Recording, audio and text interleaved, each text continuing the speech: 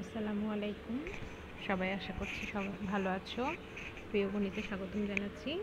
এটা আমরা আজকে ফরটানের যে চ্যাপ্টারটা পড়াচ্ছিলাম এর পরের অংশতে আজকে বাকি অংশগুলো বুঝিয়ে দিব। তো আজকে আমার প্রথম কাজ হচ্ছে এখানে ইনপুট স্টেটমেন্ট আছে, ইনপুট স্টেটমেন্ট সম্পর্কে একটু আলোচনা করা। তো আসো শুরু করি। ইনপুট স্টেটমেন্ট এটা ফরটান ভাষায় আমাকে রিড দ্বারা প্রকাশ করা হয়েছে। এখানে রিড দ্বারা আমরা ইনপুট স্টেটমেন্টটা বুঝবো। তো এখানে একটু দেখছি, read it statement is called in input statement in Fortran language. A real statement tells the compiler to real in numeric or symbolic data from a keyboard or file ইটেছে। মানে এখানে বোঝানো হয়েছে যে ফরটানের ভাষায় আমরা রিড স্টেটমেন্টে হচ্ছে মেইনলি আমাদের ইনপুট স্টেটমেন্ট, আর এখানে কিবোর্ড বা অন্যান্য বিভিন্ন ধরনের ইসের সাহায্যে আমরা এই ফাইলগুলোকে ইনপুট করব এবং সেটা রিডের মাধ্যমে প্রকাশ করব। তো রিড স্টেটমেন্টের স্ট্রাকচারটা কীভাবে লিখে একটু দেখো। এখানে রিডের অনেকগুলো স্ট্রাকচার দেওয়া আছে, structure of the read statement. তো read static comma input variable list separated by comma, মানে সেপারেট করা থাকবে কমার মাধ্যমে। তো এখানে তোমরা ওই রিডের অনেকগুলো স্ট্রাকচার আছে, কিন্তু আমি সবচেয়ে পছন্দ করি বা সামনে যখন আমরা পড়বো তখন আমরা পড়বো হচ্ছে রিড 5,10 আমি দাগ দিয়ে রেখেছি, দেখো ওখানে ওইটাকে আমরা ইউজ করব। তো এটাই আমরা পড়ে এবং তার পাশে ইনপুট ভ্যারিয়েবলগুলো অবশ্যই লিস্ট আকারে এবং কমা দিয়ে সেপারেট করা থাকবে। তো এটা হচ্ছে রিড স্টেটমেন্টের ইনপুট স্টেটমেন্টের রিডের মাধ্যমে প্রকাশ করা। এছাড়া আমরা এর পরের অংশ আছে আউটপুট স্টেটমেন্ট। আউটপুট স্টেটমেন্ট মানে হচ্ছে আমাদের কোনো অ্যান্সার পাবো ফরটানের ল্যাঙ্গুয়েজে, কোনো আমরা তো কমেন্ট দিলাম হচ্ছে রিড দ্বারা, কোনো ভ্যালু রিড দ্বারা আমরা করলাম। এখন সেটাকে ক্যালকুলেট করে আমরা যে একটা অ্যান্সার পাবো, সেই অ্যান্সারটা কীভাবে পাবো সেটা আমাকে আউটপুট স্টেটমেন্টের সাহায্যে পেতে হবে। তো আউটপুট স্টেটমেন্টটা নর্মালি আমরা প্রিন্ট অথবা রাইট স্টেটমেন্ট দ্বারা প্রকাশ করি। এখানে প্রিন্ট দিলেও মাঝে মাঝে আমরা ইউজ করব প্রিন্ট দিয়ে, মাঝে মাঝে রাইট দিয়ে ইউজ করব। প্রিন্ট দিলে প্রিন্ট 20 এটা দিতে পারি, আর রাইট দিলে হচ্ছে রাইট 6,20 যেটা, ওইটা আমরা ইউজ করব। এবং পাশে আউটপুটের ভেরিয়েবলগুলো সেপারেট থাকবে অবশ্যই কমা দ্বারা, সেপারেটেড বাই কমা। তো এটা এখানে আপাতত তোমরা এতটুকুই পড়ে রাখো, আর মানে যখন আমরা পরবর্তীতে প্রোগ্রাম লিখব তখন আমি ভালো করে আরও সুন্দর করে পরের অংশ বুঝে যাবে। তো এরপরে আসতেছি আমরা হচ্ছে ফরটানের স্টেটমেন্টটা কি। ফরটানের স্টেটমেন্টগুলো বিভিন্ন প্রকার আছে, তার মধ্যে আমাদের প্রথম প্রকারটা হচ্ছে ফরটান স্টেটমেন্টের ক্ষেত্রে যে when I write a program in foreign language to solve a special problem, they will write some computer instructions to the foreign। তো এখানে বলা হয়েছে যে আমরা যখন কোনো স্টেটমেন্ট লিখব তখন মানে ফরটান 90 অথবা 95-এ, তখন এখানে কিছু স্টেটমেন্ট আছে দুইটা আলাদা রকমের। প্রথমটা হচ্ছে এক্সিকিউটেবল স্টেটমেন্ট আর একটা হচ্ছে নন এক্সিকিউটেবল স্টেটমেন্ট। তাহলে এক্সিকিউটেবল কারা? এখানে এক্সিকিউটেবল স্টেটমেন্ট বলতে বোঝানো হয়েছে আমরা যে কম্পাইলার আগে পড়ে এসেছি, কম্পাইলারকে কোনো কাজ যদি তুমি নির্দেশ করো সেটাকে ওই যে যেমন দেখো এখানে লেখাই আছে যে compiler to do something calculation অথবা অপারেশন যদি তুমি নির্দেশ করো, সেটা হচ্ছে সেই ধরনের স্টেটমেন্টগুলো হচ্ছে এক্সিকিউটেবল। আর এক্সিকিউটেবল স্টেটমেন্ট হচ্ছে বিভিন্ন রকমের আছে। একটা হচ্ছে অ্যাসাইনমেন্ট স্টেটমেন্ট, কন্ট্রোল, আর একটা ইনপুট আউটপুট স্টেটমেন্ট। তোমাদের আসলে জাস্ট এক্সিকিউটেবল স্টেটমেন্ট কাকে বলে এরকম আসতে পারে, এছাড়া আর তেমন কিছু আসবে না। তো এটা হচ্ছে এক্সিকিউটিভ স্টেটমেন্টগুলো মেশিন ল্যাঙ্গুয়েজ, দেখেন লেখাই আছে যে after compilation of an executable statement in machine language, machine ল্যাঙ্গুয়েজে পরিবর্তন হয়ে যায় বা অনুবাদ হয়ে যায়। It's convert to an instruction দিতে হবে, তোমাদের নির্দেশ দিতে হবে যে মেশিন ল্যাঙ্গুয়েজে পরিবর্তন করে দেওয়ার জন্য। এটা হলো এক্সিকিউটেবল। আর আরেকটা হচ্ছে নন এক্সিকিউটেবল, সেটা কোনটা হবে? যে যদি একটা প্রোগ্রাম থাকে, সে প্রোগ্রামের অবশ্যই তুমি তাকে শুধুমাত্র কিছু তথ্য দিতে পারবে।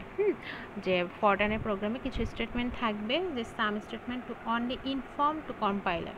তুমি শুধু কম্পাইলারকে কিছু ইনফরমেশন দেবে বা তথ্য দেবে, সাম ইনফরমেশন দেবে, সেটা হচ্ছে একদম নন এক্সিকিউটেবল। তাহলে এক্সিকিউটেবলের কাজ হচ্ছে তুমি প্রোগ্রামকে কাজের নির্দেশ দিচ্ছ, এই দেখো কম্পাইলারকে তুমি ইনস্ট্রাক্ট করছো, আর এখানে হচ্ছে কিছু ইনফর্ম করছো, তা সেটা হচ্ছে নন এক্সিকিউটেবল। নন এক্সিকিউটেবল এরকম 7 রকমের আছে, যেমন স্পেসিফিকেশন স্টেটমেন্টস, আরেকটা হচ্ছে কমেন্ট আছে, আরেকটা হচ্ছে data initialization, format, function defining sub program, কিছু এরকম টাইপের কিছু আছে। জাস্ট নামগুলো পড়লেই হবে, এছাড়া আর কিছু জানার দরকার নাই, এতটুকু জানলেই তোমাদের মোটামুটি হবে। এটা জাস্ট কাকে বলে আসতে পারে। তাহলে আমরা কি শিখলাম? ফরট্রান স্টেটমেন্টের 2 রকমের, একটা হচ্ছে এক্সিকিউটেবল, একটা হচ্ছে non executable.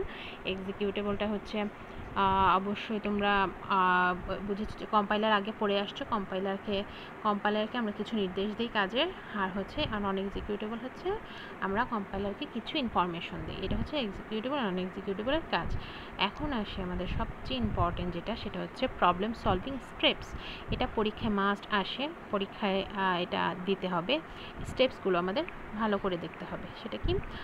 Two solve a problem by computer program follow the following steps. তাহলে কিছু স্টেপ আছে বা কিছু ধাপ আছে, সেই ধাপগুলোর মাধ্যমে আমাদের প্রবলেম সলভ করতে হবে। প্রথমত সেটা হচ্ছে studying the problem in detail, মানে তুমি পুরো প্রবলেমটা সরাসরি সম্পূর্ণভাবে আলোচনা করতে হবে। এবং সেকেন্ডে যেটা আছে সেটা হচ্ছে identify output, requirement, input data, variable and conditions and constraint to be used. মানে তোমাকে প্রথম আইডেন্টিফাই, মানে তোমাকে নির্ণয় করতে হবে কী কী আউটপুট, কী কী আছে, কী কী করতে হবে, মানে কী কী তোমাকে চেয়েছে, কী কী অ্যান্সার চেয়েছে, কী কী শর্ত দিয়েছে, কী কী ভ্যারিয়েবল দিয়েছে, এই কনস্ট্যান্ট দিয়েছে, এগুলো সব তোমাকে আগে আইডেন্টিফাই করতে হবে। থার্ডে হচ্ছে finding alternative methods of solution, অবশ্যই সেই সমাধান বের করতে হবে, অন্য কোনো অল্টারনেটিভ মেথড আছে কিনা এটা সম্পর্কে দেখতে হবে। এবং selecting A method which is considered two B the best, মানে এটাকে যদি কোনো এর থেকে ভালো কোনো উপায় থাকে বা এর থেকে ভালো কোনো মেথডে যদি একে সমাধান করা যায়, সেই সমাধানটাকে তোমাকে চুজ করতে হবে। ফোর্থ হচ্ছে developing an algorithm and a flow chart in which the steps are to be performed to solve the problem, মানে ডেভেলপিং অ্যান অ্যালগোরিদম, তোমাকে একটা অ্যালগোরিদম এবং একটা ফ্লো চার্ট লিখতে হবে যেখানে to be perform to solve the problem, সমস্যার সমাধানের জন্য একটা অ্যালগোরিদম এবং একটা ফ্লো চার্ট লাগবে। এবং 5 নম্বরে আছে write the code of the algorithm or flow chart in a programming language. তার মানে তোমাকে অবশ্যই প্রোগ্রামিং ল্যাঙ্গুয়েজ বা ফ্লো চার্টকে অবশ্য প্রোগ্রামের ভাষায় এটা কী করতে হবে, কোড করতে হবে বা কোডিং করতে হবে, মানে ফরট্রানে কোডিং করতে হবে। এবং 6th হচ্ছে translate the source program into machine language program by using a translator. মানে ট্রান্সলেটর তোমরা কিন্তু আগে দুটো পড়েছো, একটা হলো কম্পাইলার, একটা ইন্টারপ্রেটার। কম্পাইলার ছিল যে পুরা প্যারা একসাথে সে মেশিন ল্যাঙ্গুয়েজে বা কোথায় ভুল আছে এগুলো দেখে দেয়, আর ইন্টারপ্রেটার ছিল হচ্ছে প্রতি লাইন বাই লাইন পড়ে, এক লাইন পড়ে, তারপর যদি কোথাও ভুল থাকে তাহলে প্রোগ্রাম থেমে যায়।